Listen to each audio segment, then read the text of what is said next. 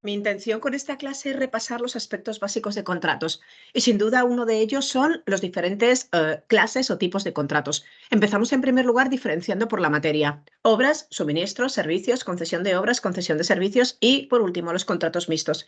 Vamos a ir viendo las puntaditas que he visto en exámenes, las puntaditas que he visto en preguntas. Las obras, en este sentido del concepto, no tienen ninguna dificultad, con lo cual me meto en la concesión. ¿Qué es el contrato de concesión de obras? Es aquel que tiene por objeto la realización por parte del empresario del concesionario de alguna de las prestaciones de las obras, incluyendo restauración, reparación, conservación, mantenimiento, y aquí viene el matiz, en el que la contraprestación a favor del empresario del adjudicatario del contratista consiste o bien únicamente en el derecho a explotar la obra o bien en ese derecho conjuntamente con percibir un precio. Bien, además, el riesgo operacional como elemento básico. El derecho de explotación de las obras debe, para ser calificado como concesión, deberá implicar la transferencia al empresario al concesionario del riesgo operacional, riesgo que abarca el riesgo de demanda, el de suministro o ambos conjuntamente. Seguimos con el segundo, que es la concesión de servicios, que se define como aquel en cuya virtud uno o varios poderes adjudicadores, de acuerdo con el elemento subjetivo que estudiamos, encomiendan a título oneroso a una o varias personas gestionar un servicio cuya prestación sea de su titularidad, sea de su competencia. Y aquí vienen los dos elementos coincidentes con el anterior, cuya contrapartida viene constituida bien por el derecho a explotar los servicios que son objeto del contrato o bien por ese derecho, además acompañado del de percibir un precio. Y además aquí implicará la transferencia al concesionario del riesgo operacional. Alguna cosita más con la concesión de servicios que he visto en exámenes serían las dos siguientes. La primera, la administración puede gestionar indirectamente mediante esta concesión los servicios de su titularidad o competencia, y aquí está el requisito: siempre que sea posible, siempre que sean susceptibles de explotación económica por parte de los particulares. Y en negativo, muy riguroso, en ningún caso podrán prestarse mediante concesión aquellos servicios que impliquen ejercicio de autoridad inherente potestad, ejercicio de autoridad inherente a los poderes públicos. Vamos al siguiente. En el siguiente, en el suministro, vamos a perfilar qué es lo que no tiene la consideración de suministro y sí. Y además, ¿qué es lo que sí tiene esa consideración? Y además, en todo caso, vamos a la definición. A la pregunta ¿qué son contratos de suministro? Serían aquellos que tienen por objeto la adquisición, el arrendamiento financiero, el arrendamiento con o sin opción de compra de bienes, de productos muebles. Segunda idea, sin perjuicio de los programas de ordenador que ahora van a salir, no van a ser o no van a tener la consideración de suministros los contratos relativos a valores negociables y a propiedades incorporales. Ahora vamos al positivo. Con un en todo caso nos marca que van a ser contratos de suministro los siguientes. El primero, aquellos en los que la empresa se obliga a entregar una pluralidad de bienes de forma sucesiva en el tiempo, por precio unitario, sin que la cuantía esté definida exactamente en el momento de celebrar el contrato, por lo tanto. ¿Por qué? Porque se encuentra directamente relacionada, subordinada a las entregas, a las necesidades del adquirente. Siguiente idea. Van a ser también contratos de suministro siempre, en todo caso, aquellos que tengan por materia, por objeto, adquirir, arrendar equipos y sistemas de telecomunicaciones, equipos y sistemas para el tratamiento de la información, sus programas, sus dispositivos, la cesión del derecho de uso de los mismos, en cualquiera de las modalidades en que se pongan a disposición, a excepción, aquí viene pregunta de examen, de los contratos de adquisición de programas de ordenador que se desarrollen a medida y que en este caso se van a calificar jurídicamente como contratos de servicios. Vamos al tercero, que es en todo caso suministros, que serían los contratos de fabricación, en los que lo que se entrega, el bien, la cosa, ha de ser entregada por parte de la empresa, elaborándose con arreglo una serie de características concretas, peculiares, que previamente haya fijado la administración, la entidad contratante, aun cuando se obligue a aportar total o parcialmente los materiales precisos para ello.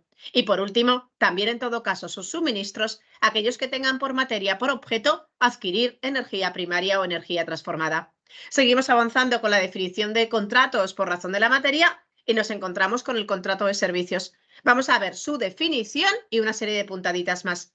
Empezamos con su definición. ¿Qué son contratos de servicios? Aquellos que tienen por objeto prestaciones de hacer que consisten en desarrollar una actividad o bien que se dirigen a obtener un resultado que sea diferente al que hemos visto de la obra o servicio, incluyendo también aquí, como en el caso anterior, aquellos en los que el adjudicatario, el empresario, se obligue a llevar a cabo, a prestar, a ejecutar el servicio de forma sucesiva y por precio unitario.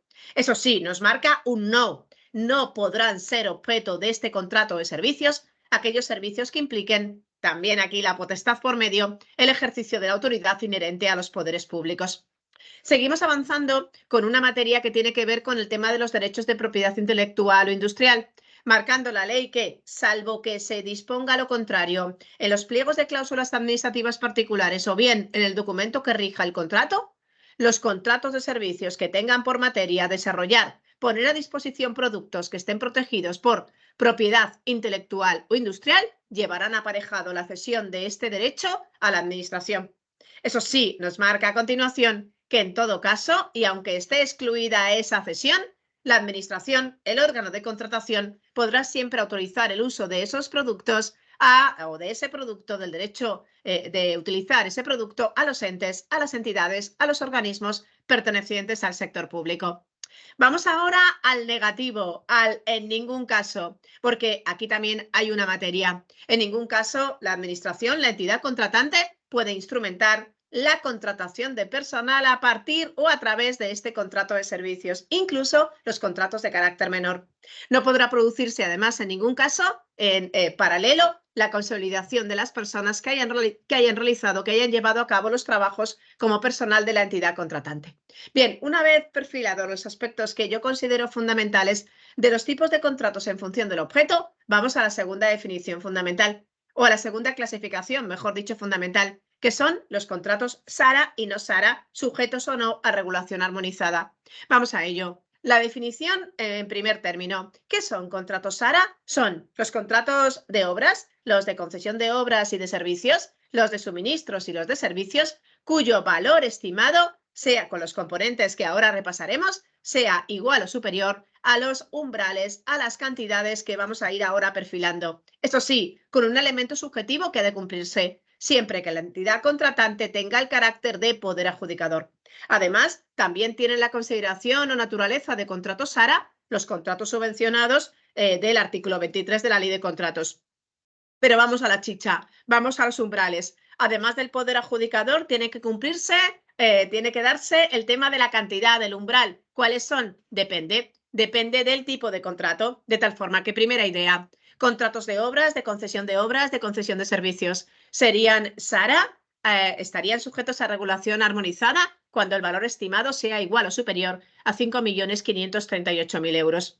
Vamos a la segunda categoría o tipo, que serían los contratos de suministro SARA. Están sujetos a regulación armonizada aquellos que tengan valor estimado igual o superior a, primera cantidad, 143.000 euros, en el caso de que estemos ante contratos adjudicados por Administración General del Estado, los organismos autónomos, sus organismos autónomos, las entidades gestoras y los servicios comunes de la Seguridad Social de acuerdo con su ley reguladora. Segundo umbral o cantidad a tener en cuenta. Letra B, mayor o igual o superior, mejor dicho, a 221.000 euros cuando se trate de contratos de suministros diferentes por razón del sujeto, por razón del objeto de los contemplados en la letra A. Segunda idea, exactamente igual con los contratos de servicios en los dos primeros escalones, pero tenemos aquí una tercera cifra, un tercer valor estimado, que sería letra C, 750.000 euros en el caso de que nos encontremos ante contratos que tengan por materia o objeto los servicios sociales u otros servicios concretos o específicos que se enumeran en el anexo cuarto de la Ley de Contratos. Ya sabéis, todo con esquemita, aquí lo tenéis marcado. Hemos visto lo fundamental de los SARA, los umbrales y el elemento subjetivo, ahí todo combinado, y nos vamos, en tercer lugar, a los denominados contratos de naturaleza administrativa y contratos privados. Vamos a ello. La ley nos marca que los contratos del sector público pueden estar sujetos, con esta definición que os he marcado, a un régimen jurídico de derecho administrativo o bien de derecho privado. Vamos a los primeros. Tendrán carácter administrativo siempre que se celebren por una administración pública dos bifurcaciones, los siguientes. Administración pública como elemento subjetivo fundamental. Bien, los primeros. Contratos típicos, los de obra, concesión de obras y de servicios, los de suministros, los de servicios. Eso en general. pero hay una excepción, porque no obstante lo anterior, van a ser calificados o van a tener carácter privado los siguientes. Vamos allá. Los contratos de servicios que tengan por objeto servicios financieros, los que tengan por objeto creación, interpretación artística y literaria y los de espectáculos. Y además, aquellos que tengan por materia, por prestación, por objeto, la suscripción de revistas, publicaciones periódicas y bases de datos.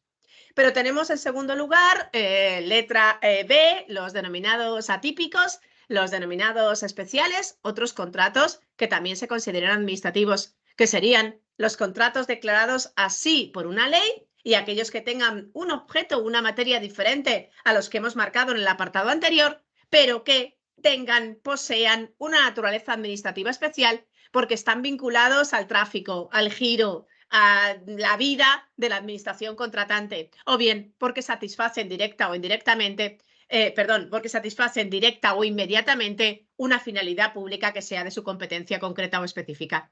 Bien, ¿y esto a qué nos lleva? Al régimen jurídico aplicable, a la normativa que tenemos que tener para su regulación, de tal forma que lo tenéis a continuación. Régimen jurídico, ¿cómo se rigen? Los contratos administrativos se rigen en todo lo que es la vida del contrato, todo lo que son las fases del mismo, preparación, adjudicación, efectos, modificación y extinción, por la ley de contratos, la normativa de desarrollo. Si falta algo supletoriamente, se aplicaría al resto de derecho administrativo y si falta algo, si sigue faltando, en su defecto, muy difícil ya, las normas de derecho privado. Ahora bien, los contratos administrativos especiales que hemos marcado de la letra B, en primer término, se regirían por sus propias normas concretas o específicas. Fundamental los administrativos. Y ahora os he traído un poquito de los privados nada más. Porque ¿cuándo tendrían la consideración o naturaleza de contratos privados? Tres ideas y en función de la letra en la que nos encontramos, un régimen jurídico diferenciado que la ley de contratos marca.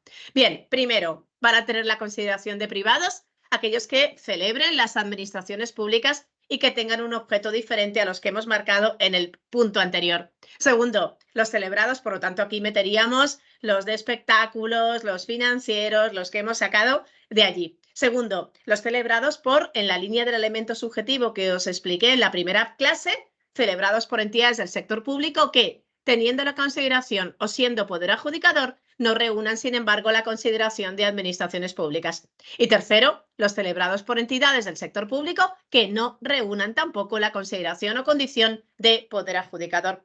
Además de diferente régimen jurídico, también esta diferenciación nos lleva a qué juzgado vamos, a qué orden jurisdiccional vamos, mejor dicho, de tal forma que ¿cuál sería la competencia del orden jurisdiccional contencioso administrativo?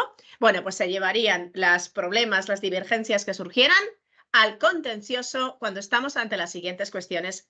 La primera, aquellas relativas a preparación, adjudicación, efectos, modificación y extinción de los contratos que hemos denominado administrativos. Segundo, los que se planteen o susciten en relación con preparación y adjudicación. Aquí están marcados, subrayados las palabras claves. Preparación y adjudicación de los contratos privados de las administraciones públicas.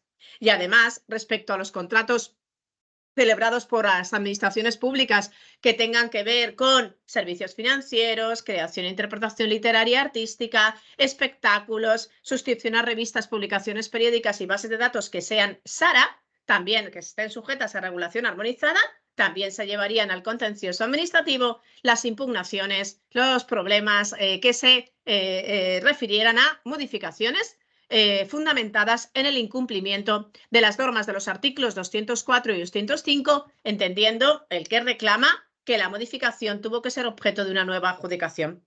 Siguiente materia que se lleva al contencioso, aquellos que tengan que ver con las mismas tres palabras, la preparación, la adjudicación, las modificaciones contractuales, en este último caso, cuando se basa en el incumplimiento de 204 o 205 por entender que tenía que haber sido objeto de una nueva adjudicación, en este caso, de los contratos celebrados por los poderes adjudicadores que no sean administración pública en el sentido ya estudiado.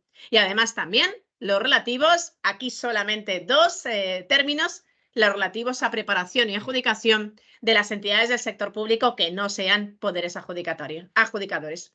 Tendríamos a continuación, bueno, pues todo el tema de los recursos de la 39 y los recursos especiales de la ley de contratos. Recursos que se interpongan contra las resoluciones que se dicten por los órganos administrativos encargados de la resolución de los recursos especiales que la ley de contratos regula y los recursos administrativos que hemos estudiado en la ley de procedimiento administrativo común.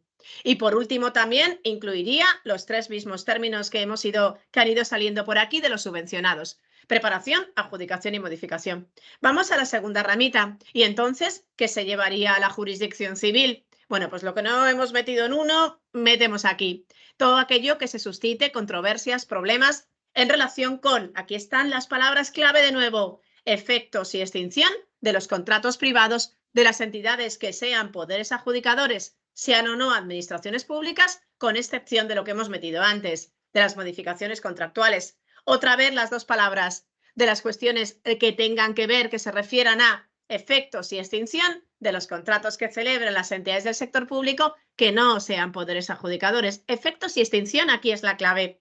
Y además metemos también en el civil una materia que tiene que ver con el tema económico, con la financiación, conocimiento de las cuestiones problemáticas litigiosas que en general se refieran a la financiación privada de las concesiones. Aquí tenéis las dos ramitas, el contencioso administrativo y la jurisdicción civil, para meterlo en la cabeza.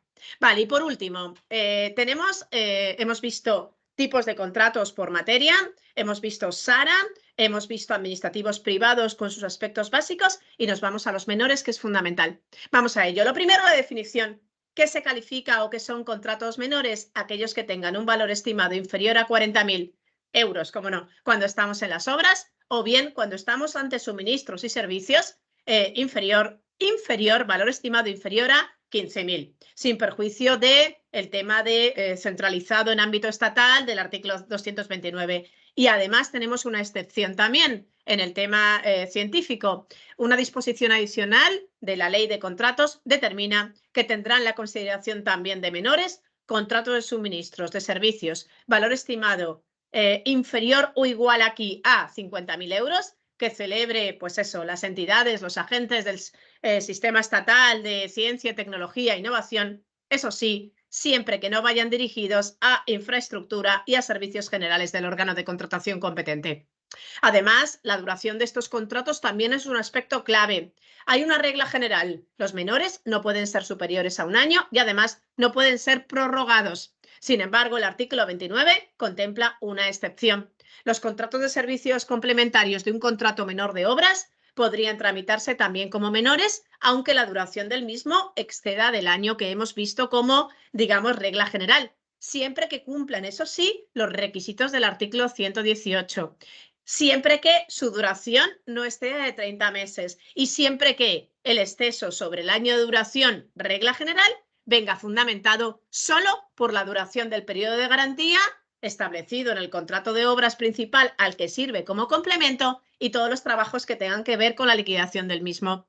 Siguiente idea, os he metido aquí todo lo de los menores y tenemos un artículo también clave, que es el 118, que regula lo que forma parte del expediente de contratación de estos contratos. Primero, en la tramitación, según el punto 1 del 118, se exige que se emita un informe por parte del órgano de contratación que motive, que justifique la necesidad del contrato y que además determine que no está alterándose el objeto con la finalidad de, digamos, evitar los umbrales que hemos visto.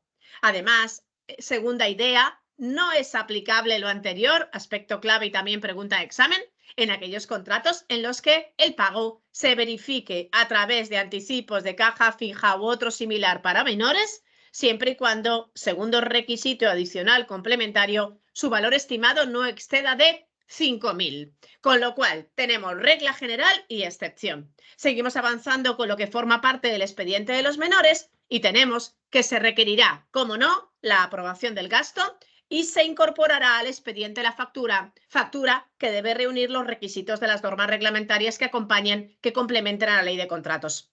Además, hay una regla especial para los menores. Hay una regla especial para los menores de obras, porque en los mismos debe añadirse además el presupuesto de las obras, el proyecto cuando las disposiciones lo exijan y además el informe de las unidades de las oficinas de supervisión cuando el trabajo objeto del contrato menor de obras afecte a la seguridad, a la estabilidad o a la estanquidad de la obra. Y además, complementando todos los artículos que tienen que ver con los menores, el 153.2 determina que en los contratos menores se acreditará la existencia del mismo con los documentos del 118 que hemos ido rellenando. Respecto a la publicación, otro artículo fundamental, el artículo 63, en cuanto a la publicación en el perfil del contratante, nos marca que los contratos menores debe realizarse la publicación de la información al menos trimestralmente. Pero tenemos aquí también una excepción, cuidado con ellas. Quedan exceptuados de la publicación anterior aquellos contratos cuyo valor estimado, otra vez, fuera inferior a 5.000 euros, siempre que además, como complemento, el sistema de pago que se utiliza fuera de anticipo de caja fija u otro similar para menores. Además, los contratos menores pueden adjudicarse según la ley de forma directa a cualquier empresario, eso sí, empresario que cuente con capacidad de obrar y que posea la habilitación profesional que sea precisa para cumplir la prestación. En cuanto al Tribunal de Cuentas, también os he metido por aquí y también otra vez aparece la cantidad de 5.000. Es el artículo 335, que os recomiendo la lectura completa del mismo. Bueno, el artículo 335, en relación con lo que se lleva al Tribunal de Cuentas, nos marca también con temas de fiscalización y demás. Bueno, pues el 335 establece que se remitirá una relación al Tribunal de Cuentas de los contratos menores, excepto aquellos que, siendo su importe otra vez inferior a 5.000 euros, se satisfagan a través de sistemas de anticipos de caja fija u otros similares para realizar pagos menores. Y aquí, en la remisión, se consignará la identidad del adjudicatario, la cuantía y el objeto del contrato.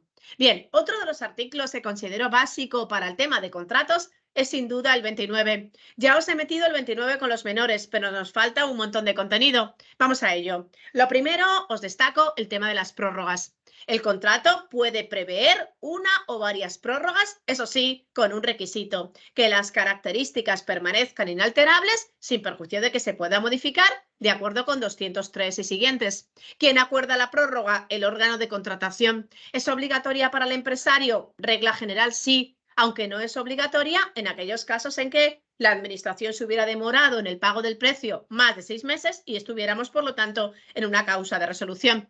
Ahora bien, para poder prorrogar es necesario que se produzca el preaviso como regla general con al menos 2 meses de antelación al momento en que finaliza el plazo de duración, salvo que el pliego determine uno mayor, quedando exceptuados de esta obligación del preaviso aquellos contratos cuya duración fuese inferior a 2 meses. Otro elemento fundamental de la prórroga es que nunca puede producirse por el consentimiento tácito de las partes. Y visto los aspectos claves de la prórroga, nos vamos a los numeritos, que ya os digo, mi intención en esta clase son numeritos que os estoy marcando. Bien, los contratos de suministros y servicios de prestación sucesiva tendrán un plazo máximo de duración, incluyendo las posibles prórrogas y siempre respetando las normas de carácter presupuestario de 5 años. Hay algunas excepciones. Lo que os he traído por aquí es una norma que me parece básica y que se produce mucho en la práctica, que sería, no es una excepción. Hay algunas excepciones, me remito a las primeras clases, pero aquí quedaos con, como regla básica, plazo máximo de duración de 5 años, incluyendo las prórrogas. Ahora bien, puede suceder una historia que sucede mucho. Cuando al vencimiento de un contrato no se hubiera formalizado el nuevo, que garantice además la continuidad del objeto de la prestación que siga cumpliéndose a los usuarios como consecuencia de problemas, de incidencias que sean resultado de acontecimientos imprevisibles para el órgano de contratación que se hubieran producido en el procedimiento de adjudicación y además existan razones chicha de interés público para no llevar a cabo la interrupción del objeto del contrato de la prestación. Con todos estos mimbres se podrá prorrogar el contrato originario hasta que comience la ejecución del nuevo por un periodo máximo de 9 meses, sin modificar además el resto de condiciones del contrato y siempre que el anuncio del nuevo se hubiera publicado otro placito más, otro numerito más, que es aquí lo que pretendo, cuando el anuncio, se haya publicado con una antelación mínima de 3 meses respecto a la finalización del contrato originario. Segunda norma, la duración de los contratos de arrendamiento de bienes muebles, también incluyendo las posibles prórrogas que se hayan previsto, no puede exceder de 5 años. Y nos vamos con el que se aparta, que serían los contratos de concesión. Los de concesión de obras y de concesión de servicios, ¿qué duración tendrán? Duración o plazo de duración limitado, que se calcula en función de las obras, de los servicios, que se expresa concretamente en el pliego y nos marca que si sobrepasara la concesión 5 años, no podría exceder la duración tope del tiempo que se calcule razonable para que la empresa recupere la inversión realizada junto con un rendimiento del capital. En cualquier caso, nos marca una serie de límites. La duración, incluyendo aquí también las prórrogas, no podría exceder de 3 números, 40, 25 y 10. 40, que sería para los contratos de concesión de obras y de concesión de servicios que comprendan ejecutar la obra y explotar el servicio. Segundo, 25 años, que sería ya para la concesión de servicios. En este caso, cuando lleve consigo la explotación de un servicio que no esté relacionado con servicios sanitarios. Y tenemos el último, el más chiquinino, que serían 10 años. ¿10 años para qué? Contratos de servicios que comprendan que lleven a cabo la explotación de un servicio cuya materia consista en prestar servicios sanitarios siempre que no nos encontremos en el primero de los casos con el tema de la obra. Y además nos marca, con relación a las concesiones, que los plazos que se fijen en los pliegos con los límites que hemos marcado, otro numerito más, otro porcentaje más, solo podrían ser ampliados en un 15% de la duración inicial para el restablecimiento de lo que se denomina equilibrio económico del contrato. Ya os digo que en esta parte solo os he metido las reglas generales. Todo el tema del equilibrio económico de las concesiones estarían regulados en la materia de las concesiones. Bueno, aquí tenéis los esquemitas correspondientes. Este material os lo he hecho tenor literal, esquemita a continuación para que tengáis claro los aspectos básicos y me voy a dos reglas que también considero fundamentales. Bueno, la primera, ¿en qué momento se produce como regla general el tema de la perfección del contrato? Bueno, pues como regla general, en la formalización. Hay alguna excepción, pero sería fundamental esta norma. Segunda idea, ¿dónde se entienden celebrados los contratos del sector público? En el lugar en que se encuentre la sede del órgano de contratación, salvo que en el clausulado se determine lo contrario. Tercera norma básica, las entidades del sector público, a la pregunta, ¿pueden contratar verbalmente? No, con una excepción, salvo que el contrato tenga el carácter, sea de emergencia. Otro de los aspectos básicos que os he marcado por aquí es el tema del elemento subjetivo con el órgano de contratación y el contratista. Vamos a las puntaditas del órgano de contratación. ¿Quiénes son los órganos de contratación en la Administración General del Estado? Sin perjuicio de normas especiales, ministros o ministras, secretarías de Estado, titulares y en el caso de que estemos ante entidades gestoras, servicios comunes de la seguridad social, sector público estatal, presidentes, directores generales. Además, ¿quién es el que se ocupa como órgano de contratación en el caso de que estemos ante las funciones del mismo, del Sistema Estatal de Contratación Centralizada? Corresponde al actual denominado Ministerio de Hacienda. Además, cabe la posibilidad de constituir, de crear juntas de contratación. ¿En qué contratos? Actuando las mismas como órganos de contratación en los siguientes: obras de reparación simple, conservación, mantenimiento, salvo contratación centralizada, que hubieran sido declaradas así. Segundo, suministro, cuando tenga que ver con bienes consumibles o bienes que tengan un fácil deterioro por su utilización, salvo otra vez los bienes que hayan sido calificados o declarados de adquisición centralizada. Tercero, servicios no declarados de contratación centralizada.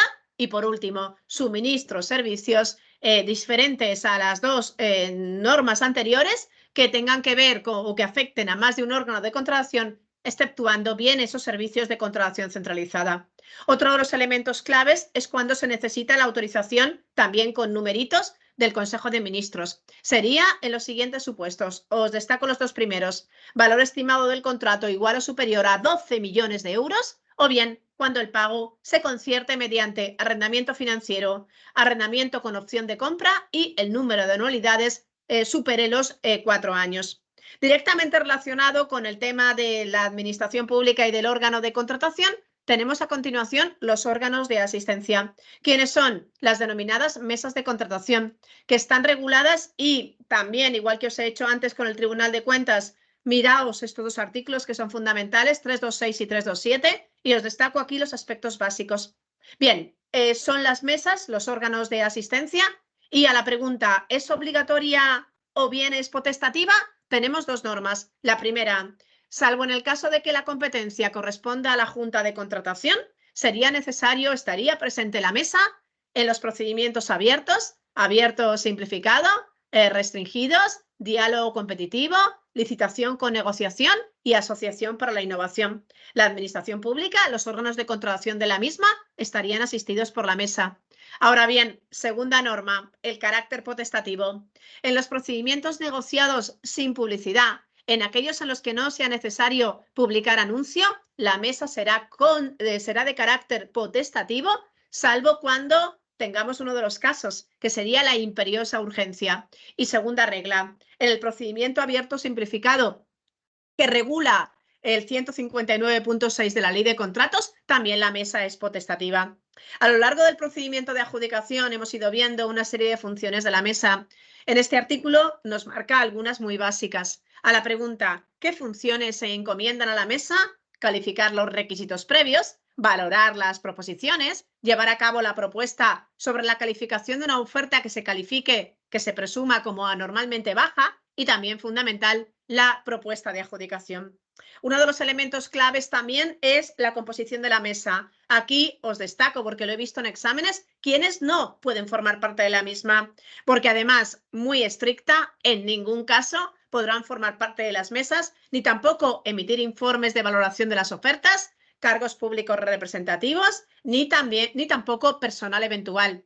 Eso sí, podrán formar parte personal funcionario interino solo y exclusivamente cuando no existan funcionarios de carrera que sean para ese tema suficientemente cualificados y además así se motive en el expediente.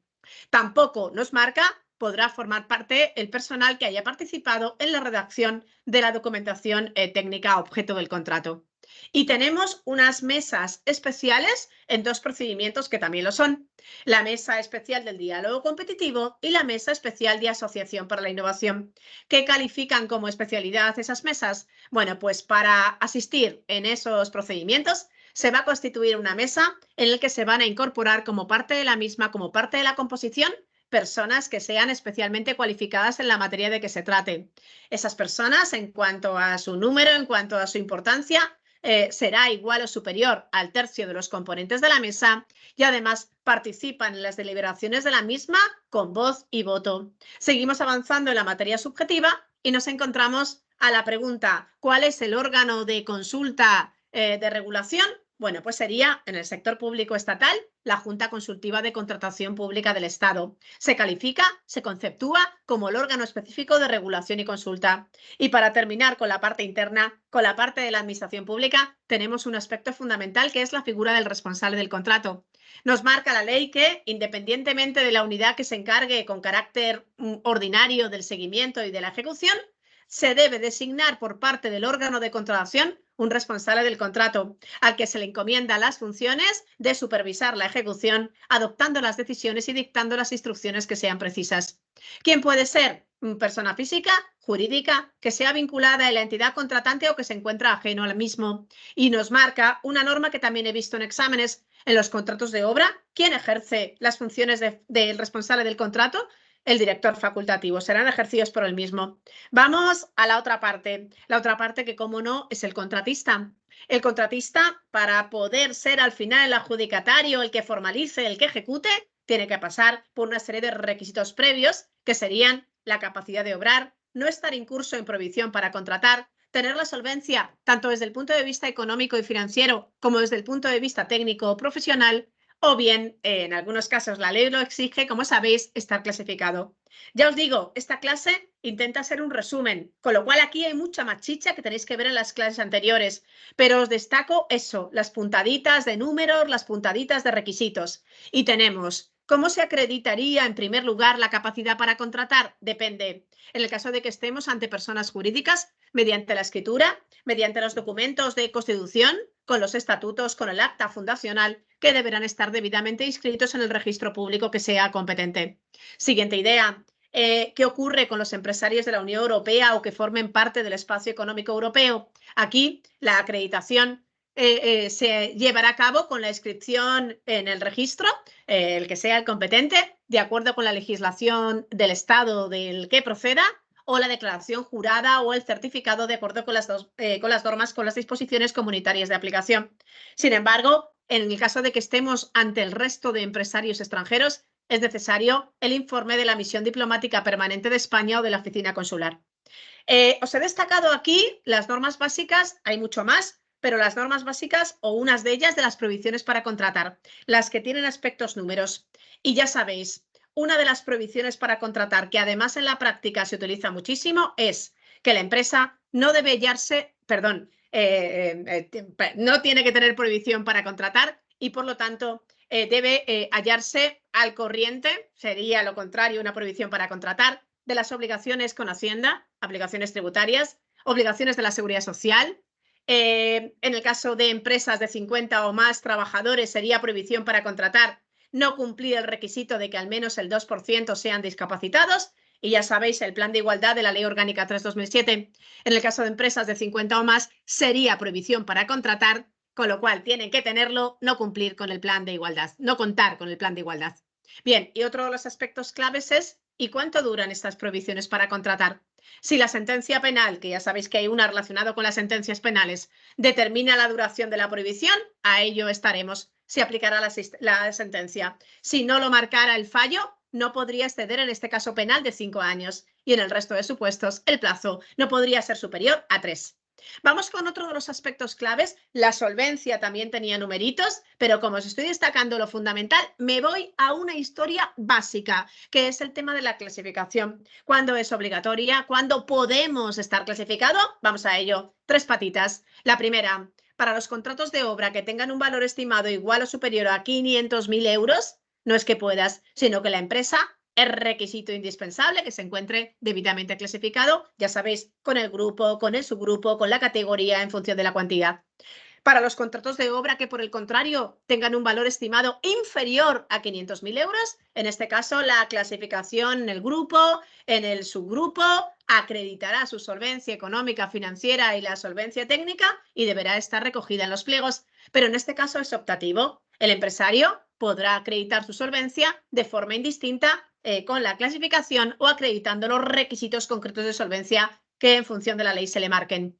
Bien, siguiente idea. ¿Qué ocurre con los servicios? Parecido a lo anterior o igual que lo anterior, la segunda norma. No será exigible la clasificación del empresario y en este caso indistintamente clasificándose o bien requisitos de solvencia. Y en los contratos diferentes a los anteriores no va a ser exigible y es por ello que los requisitos concretos específicos de solvencia deben indicarse en el anuncio o en la invitación detallándose en los pliegos. Aquí tenéis el esquemita. Otro de los aspectos claves de la clasificación es ¿y cuánto duran? ¿Qué vigencia tendrá? 2 normas. La primera, tendrá una vigencia la clasificación de las empresas de carácter indefinido en el tiempo, siempre que se mantengan las condiciones, eso sí, en los que se basa la concesión de las mismas. Ahora bien, para la conservación de esta clasificación deberá justificarse el mantenimiento de la solvencia de carácter económico y financiero anualmente y deberá justificarse el mantenimiento de la solvencia técnica y profesional cada 3 años. Bien, vamos ahora al tema más objetivo, en el que os destaco la diferenciación entre el presupuesto base de licitación, el valor estimado, el tema precio. Vamos allá.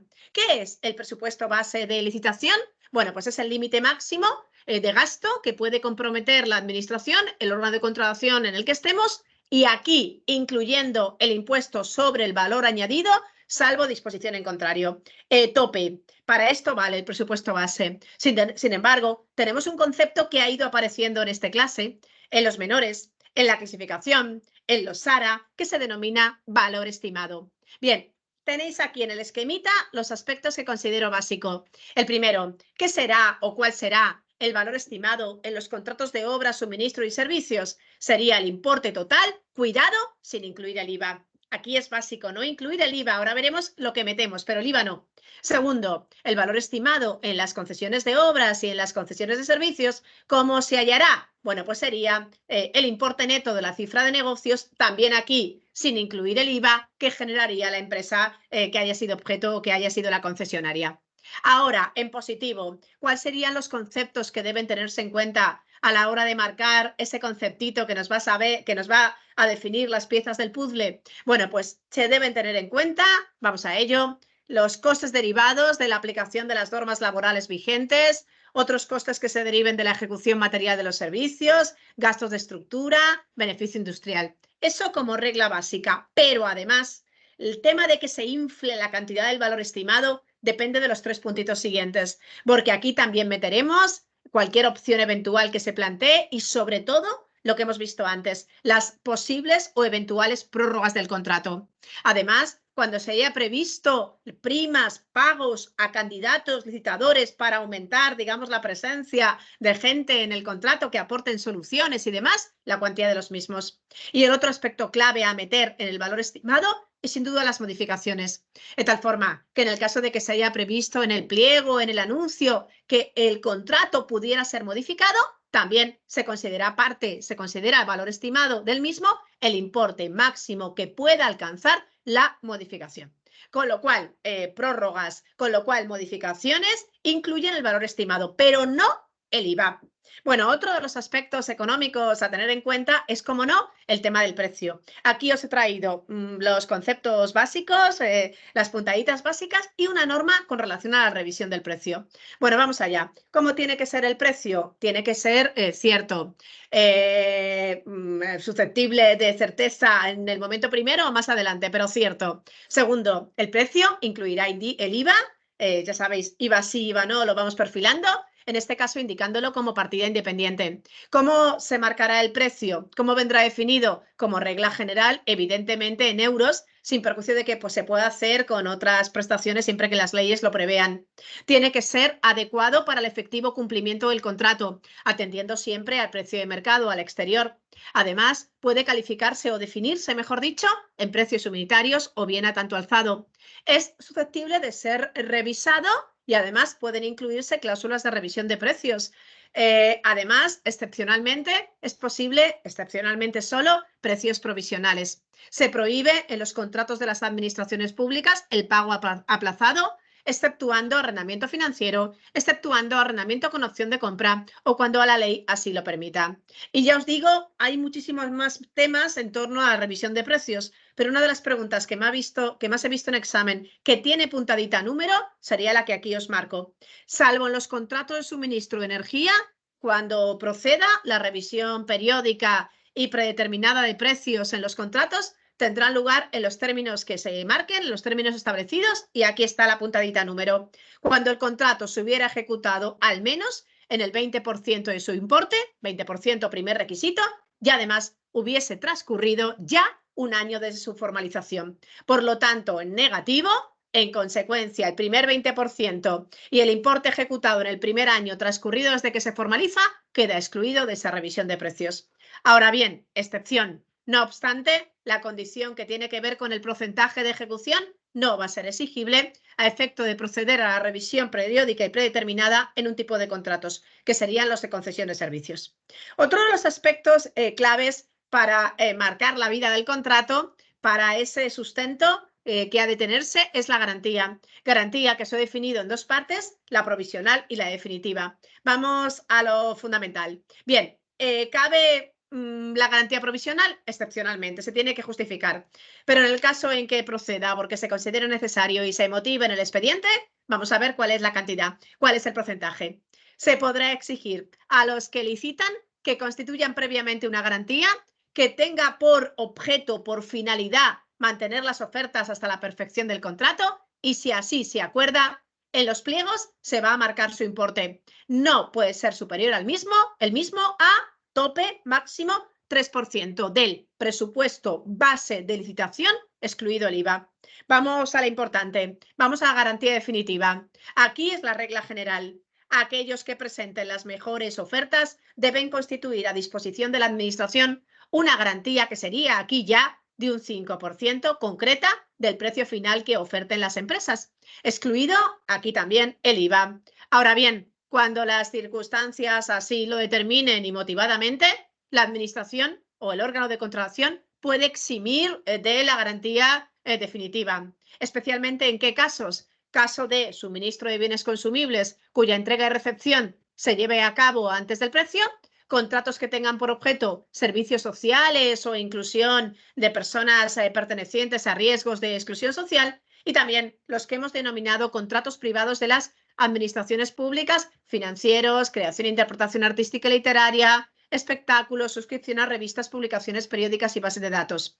Eso sí, en negativo nos marca que esta exención no será posible en los contratos de obras ni en las concesiones de obras. Y además del 5 podemos meter una complementaria de un 10. En casos concretos especiales se puede establecer en el pliego que además de la garantía anterior, la normal, la definitiva ordinaria, se preste una complementaria que sería en este caso de hasta un 5% del precio final ofertado por la empresa que está ahí situado en primer término, que haya presentado la mejor oferta, también aquí excluido el IVA, pudiendo alcanzar, por lo tanto, la garantía total un 10% de ese precio. Bueno, una vez marcados los elementos subjetivos, objetivos, la clasificación o los tipos de contratos, nos vamos a la parte procesal. Y en primer término tenemos el expediente de contratación que evidentemente debe estar ahí marcadito, bueno, con algunas excepciones. Pero tenemos en primer lugar, lo que conforma el expediente y sería, cómo no, el pliego de cláusulas administrativas particulares y el pliego de prescripciones técnicas particulares, que ya sabéis quién es el encargado y cuándo debe llevarse a cabo. Segundo, este documento o estos documentos no existen en el diálogo competitivo, se sustituyen por el documento descriptivo. En los contratos basados en acuerdo marcos, de acuerdo con la racionalización técnica de la contratación, aparecerá el documento de licitación. Además, en el expediente se tiene que hacer constar el certificado de existencia de crédito o el documento equivalente en cada caso que acredite que hay existencia de financiación. Y además, en los casos precisos, debe llevarse a cabo la fiscalización previa por parte de la intervención. Además, otro de los aspectos claves, considero, del expediente son los elementos que deben estar ahí bien motivados o justificados y que serían, en primer lugar, la elección del procedimiento que utilicemos. Ya sabéis que el procedimiento abierto, el restringido, no hay que motivar una causa concreta, pero en el resto, en negociados, en diálogos, en asociación, sí que tenemos que tener una puntadita más. Sobre todo en el tema de licitación con negociación y negociado sin publicidad. Bien, segundo, la clasificación que se exija a los participantes, a las empresas, también se motiva. También debe quedar justificado en el expediente los criterios de solvencia que se piden o que son necesarios y también los que van a adjudicar el contrato, y algo que también hemos visto en las clases, que serían las condiciones especiales de ejecución, que ya sabéis que al menos hemos de poner una en el listado, siendo también condiciones especiales de ejecución las de protección de datos. Además, también tenemos que justificar el valor estimado con todos los conceptos que lo integran, incluyendo siempre los costes laborales si existen. Además, tenemos que justificar la necesidad que tiene la administración, que pretende justificarlo con la prestación del contrato y su proporcionalidad, la relación entre lo que pretendo conseguir y la prestación objeto del contrato. Además, en los contratos de servicios, informe de insuficiencia de medios y algo que también es importante, el tema de decido no dividir en lotes con los fundamentos que también estudiamos. Sin embargo, en el expediente hay diferentes tramitaciones. Ya sabéis, tenemos las de los menores, 118 que ya hemos estudiado, tenemos la normal que se rige por los plazos que marca la ley de contratos y tenemos dos más, la tramitación urgente y la tramitación denominada de emergencia. Bueno, que ni expediente ni nada. Vamos a la tramitación urgente. Lo primero que tenemos que saber es que tiene que estar motivada. ¿Motivada por qué? ¿Por la necesidad inaplazable que tenemos que conseguir o por razones de interés público que hagan acelerar el expediente? ¿Y qué genera si tramitamos de forma urgente? ¿Qué especialidades hay en la tramitación del mismo? Lo primero, hay una preferencia para el despacho. Se pone lo de abajo en primer término. ¿Qué días tienen? ¿Cuántos días tienen los que emiten informes, los que tramitan? Si estamos ante un expediente urgente, tendrían 5 días o bien, si lo justifican, no llego, ampliables a 10. Ya sabéis que los días en derecho de contratos, en la ley de contratos, son naturales, salvo que se marque lo contrario, salvo que aparezca la palabra hábil. Segunda idea, a lo largo de las clases que hemos visto, hemos ido viendo puntaditas de los urgentes. Aquí simplemente os marco que los plazos de licitación, adjudicación y formalización se dividen a la mitad, son la mitad como regla general. Hay excepciones. Y tercero, en el expediente calificado como urgente, ¿cuál es el plazo para iniciar la ejecución del contrato? no podrá exceder de un mes, contado en este caso desde que se formaliza el mismo. Tenemos además la tramitación de emergencia, que en este caso hay que motivarse con intensidad. Acontecimientos catastróficos, grave peligro, necesidades que afecten a la defensa nacional. Y en este caso hay un régimen absolutamente excepcional, porque aquí se ordena lo necesario para tramitar el expediente, se ordena lo necesario sin necesidad ni siquiera de tramitar el expediente, sin necesidad de existencia de crédito. Además, si no existe el crédito, una vez adoptado el acuerdo de vamos a la emergencia, se procede a adoptarlo de acuerdo con la Ley General Presupuestaria. Es decir, mientras que en la tramitación de urgente y un expediente con especialidades, aquí ni siquiera es necesario, que es lo que os quería marcar. En la AGE, en la Administración General del Estado, un requisito. Se tiene que dar cuenta de los acuerdos tomados de vamos a la emergencia, en este caso al Consejo de Ministros como competente y en este caso plazo máximo 30 días. ¿El plazo de inicio de la ejecución en la emergencia? Pues evidentemente no puede ser superior a un mes. ¿Contados desde qué? Contados desde el acuerdo tomado a tal efecto. ¿Qué ocurriría si se excediera de este mes? Vamos a la tramitación ordinaria. Todo lo demás que tengan que ver con cumplimiento, recepción, liquidación, nos vamos a las reglas generales de la Ley de Contratos. Y además, en el caso de que exista libramiento de fondos que se hubieran hecho con el carácter de a justificar, transcurrido el plazo de un mes, se librará la correspondiente cuenta justificativa y se procederá a reintegrar aquellos fondos que no hubieran sido invertidos. Vamos al siguiente puntito. Y el siguiente puntito sería, ¿cuáles son los procedimientos de adjudicación existentes? Bueno, pues ya sabéis, ordinariamente nos vamos al abierto y al restringido, aunque el abierto ahora tiene dos modalidades que hemos de justificar con las cantidades y requisitos del 159. Bien, en el caso de que tengamos los mimbres del 167, nos podríamos ir a la licitación con negociación, es decir, publicando, o bien al denominado diálogo competitivo. Para la licitación sin publicidad, para el negociado sin, necesitamos, sin embargo, los supuestos, digamos, tener los numeritos del 168. Y además, en el caso de la Asociación para la Innovación, tendríamos que tener el 177 como fundamento. Os he traído por aquí los del negociado por la importancia y porque los preguntan. Y además, en cuanto a los principios, os destaco un principio que tiene años. El contratista, el carácter de la confidencialidad. El contratista debe respetar el carácter confidencial, secreto, reservado de aquella información que vea, que sepa, que conozca, a la que tenga acceso con ocasión de la ejecución del contrato, que se hubiera referido tal carácter en los pliegos o en el contrato o que sea inherente por su naturaleza.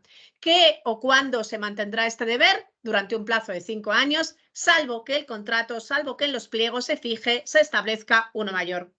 Uno de los aspectos claves de los contratos para que se cumpla ese principio de transparencia y de concurrencia competitiva es sin duda el tema de publicar.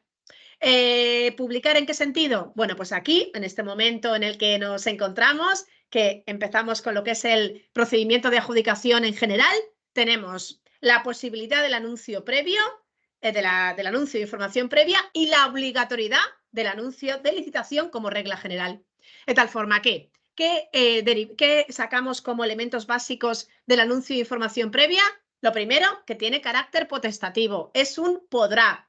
La finalidad es dar a conocer los contratos de obras, los suministros, los servicios, SARA, sujetos a regulación armonizada, que la Administración Pública, que el órgano de contratación tenga proyectado adjudicar en el plazo de 12 meses como regla general. ¿Dónde se publica el anuncio de información previa a elección del órgano de contratación? O bien en el Diario Oficial de la Unión Europea, que como sabéis siempre va paralelo o relacionado con los SARA, o bien en el perfil del contratante. ¿Y qué consecuencia trae todo esto del anuncio de información previa para la Administración, para el órgano de contratación? Se reducen los plazos, de acuerdo con los esquemas que más adelante veremos, para la presentación de proposiciones en los procedimientos abiertos y en los procedimientos restringidos. Muchísima más importancia tiene el puntito siguiente, que es el anuncio de licitación. Excluyendo los negociados sin publicidad, como su propio nombre indica, ya sabéis que hay que publicar un anuncio para que las empresas lo vean, para que no se produzca nulidad, para garantizar la transparencia, la publicidad, la concurrencia competitiva. Bien, en este caso, a la pregunta, con el contenido del anexo tercero, ¿dónde se publicaría? Perfil del contratante. En el caso de que estemos ante la Administración General del Estado, en el BOE, y en el caso de que sean los contratos sujetos a regulación armonizada, además en el Diario Oficial de la Unión Europea. El siguiente puntito que os marco también porque tiene numerito es el tema de la información a los interesados. Y uno de los aspectos claves es que los órganos de contratación han de proporcionar a todos los interesados, como mucho, a más tardar 6 días antes de que finalice el plazo fijado para la presentación de ofertas, aquella información que sea adicional, complementaria sobre pliegos, sobre el resto de documentación complementaria que los empresarios hayan pedido o solicitado. Eso sí, otro numerito con un requisito, a condición de que la hubieran pedido al menos 12 días antes del transcurso del plazo que vaya pasando de presentación de las proposiciones o de las solicitudes, salvo aquí también hay una excepción que el pliego determine otro. Los 6 días en la tramitación urgente, no la mitad, aquí se irían a 4 días. Vale, seguimos avanzando y os he traído a continuación una serie de normas procesales, la idea de los números, la idea de los tiempos, aquí para reforzar la memoria, una serie de normas procesales en torno al procedimiento de adjudicación en general. Bueno, vamos a ello. La primera norma, todas ellas las he visto en exámenes y en supuestos prácticos. Bueno, la primera de ellas, las circunstancias que tienen que ver con la capacidad del empresario, la solvencia del mismo, la ausencia de prohibición para contratar. A la pregunta, ¿en qué momento deben cumplirse, en qué momento deben concurrir? En la fecha final de presentación de ofertas y además deben subsistir en el momento en que se perfecciona el contrato. Siguiente idea, en los casos en que tenga que intervenir la mesa que hemos visto antes, la mesa se encarga de calificar la declaración responsable y la documentación.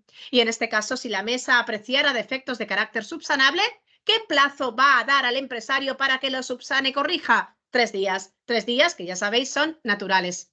Siguiente placito. Y además aquí directamente relacionado con el tema de conductas colusorias, tema de pactos de precios y demás. En los contratos SARA, con ese matiz, si se aprecian indicios de conductas fundados, motivados de colusión, el órgano de contratación, o bien de oficio o a instancia de la mesa, lo va a trasladar previamente a adjudicar el contrato a la Comisión Nacional de Mercados y la Competencia o el órgano autonómico competente, el correspondiente, con el fin de que emita un informe sobre si es verdad o no esos indicios, si lo ve o no, en el plazo de, en este caso, con la coletilla, 20 días hábiles. Siguiente plazo, fundamental, muy de pregunta de examen. Una vez que se acepte la propuesta de la mesa por parte del órgano de contratación, los servicios competentes van a requerir al empresario o licitador que esté el primero, el que hubiera presentado la mejor oferta, para que presente una serie de documentaciones dentro del plazo de 10 días hábiles. Esta es la regla general, porque luego el 159 marca una serie de placitos más pequeños, pero 10 días hábiles. ¿Cuál es esa documentación que se le requiere y que tiene que presentar? Documentación de los requisitos previos, de los documentos, capacidad, solvencia, justificativos, si no se hubieran ya presentados con anterioridad. Documentación justificativa de disponer los medios que se hubiera comprometido a dedicar a escribir al contrato y, como no, la documentación justificativa de haber constituido o presentado debidamente la garantía definitiva. ¿Qué ocurriría si, ya sabéis, sin perjuicio de que todo esté en los registros, que entonces no puedo pedir lo que esté dentro fuera? Pero bueno, esto ya queda sabido. Bueno, de no cumplirse el requerimiento en el plazo de los 10 días hábiles anterior, ¿qué ocurre? Se entiende que la empresa ha retirado la oferta. Se le procede a exigir el importe del 3% del PBL IVA excluido en concepto de penalidad, que si la hay, se tirará, se hará efectiva contra la garantía provisional. En este caso, en relación con el contrato que estoy llevando, se procede a recabar o a pedir la misma documentación al empresario siguiente por el orden en que hubieran quedado clasificadas las ofertas.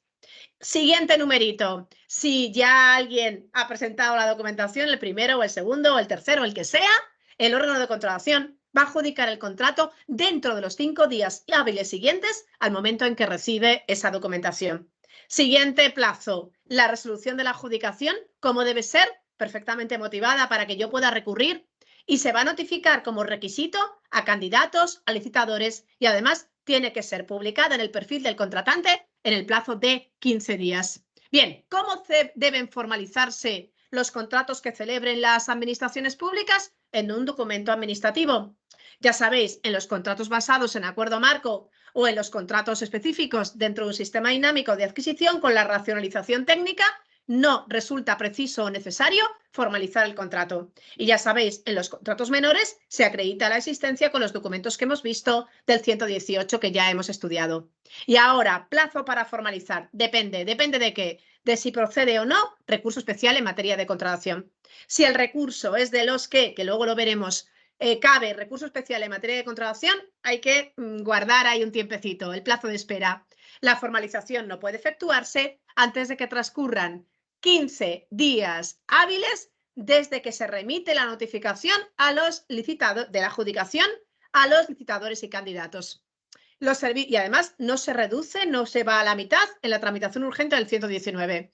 Los servicios dependientes del órgano de contratación luego ya requerirán al adjudicatario para que formalice plazo no mayor o no superior a 5 días desde el día siguiente al que se le mande el toquecito, el requerimiento, una vez transcurrido el plazo de los 15 días hábiles, sin haberse interpuesto el recurso que lleve aparejada la suspensión o cuando ya se hubiera por parte del órgano competente levantado la misma. Ahora bien, si estamos ante un contrato en el que no procede recurso especial en materia de contratación, aquí no hay que guardar el plazo de espera. La formalización deberá efectuarse en un plazo no más tarde de los 15 días hábiles siguientes aquel en que se notifique la adjudicación correspondiente. Igual que antes hemos visto, ¿qué ocurre si no se formaliza? Lo tenéis a continuación. Cuando sea por culpa del adjudicatario causas imputable al mismo, se le exige el importe del 3% en concepto de penalidad, 3% del presupuesto base de licitación IVA excluido. Se hará en primer lugar efectivo, que ya tiene que estar ahí, sobre la garantía definitiva. Y nos vamos al listado y se adjudica al siguiente por el orden en que se hubieran quedado clasificadas las ofertas, eso sí, siempre previa presentación de la documentación acreditativa. Si por el contrario no se formaliza y es imputable a la administración, se tendrá que indemnizar al contratista de los daños y perjuicios que ese retraso o esa demora le hubiera podido ocasionar. Además, nos marca a continuación otra norma que también he visto en exámenes, sin perjuicio de los contratos menores, sin perjuicio de los contratos basados en acuerdo marco, sin perjuicio de los contratos específicos en sistema dinámico y, salvo la tramitación de emergencia que ya sabéis que lleva su rollo, no podrá procederse a ejecutar el contrato con carácter previa a la formalización. 3 aspectos más relacionados con la misma. La formalización de los contratos debe publicarse junto con el correspondiente contrato en un plazo no superior a 15 días desde que se perfecciona. ¿Dónde? En el perfil del contratante. Cuando el contrato sea SARA, además, en el DOUE. Y si estamos ante contratos que celebre la AGE o entidades de la misma que gocen de el carácter o naturaleza de administración pública, además se publica en el Boletín Oficial del Estado. Bueno, ya os digo que con esta clase he intentado marcar puntaditas tiempo y aquí tenéis todos los esquemas que os he ido marcando del manual general y os he traído en este documento conjuntamente con el camino que hemos seguido hasta el momento en que se anuncia la formalización. Bueno, hasta aquí la primera clase repaso. Ahora ya en la segunda vamos a las normas básicas del procedimiento, de los procedimientos algunos concretos.